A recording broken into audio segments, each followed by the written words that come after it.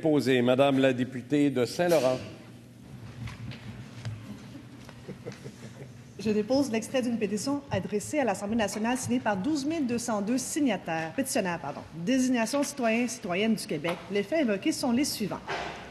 Considérant que le Québec interdit le dépôt de garantie alors qu'il est permis et fonctionne partout ailleurs au Canada et dans le monde,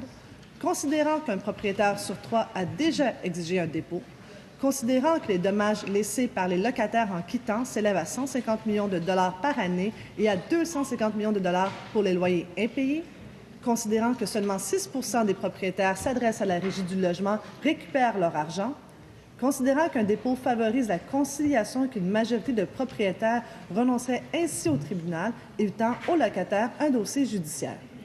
considérant que les locataires ayant un dossier de crédit plus faible auraient un meilleur choix de logement, considérant le nombre de logements laissés dans un état inacceptable par le locataire sortant, nuisant ainsi au locataire entrant, considérant les mécanismes éprouvés ailleurs, tel un compte en fidéicommis, considérant que le projet de loi numéro 16 présenté en avril 2019 n'aura aucun impact sur les délais après audience et les délais de rigueur responsables des 2/3 des loyers perdus, considérant que cette mesure introduite progressivement pourrait être incluse dans une clause en bail,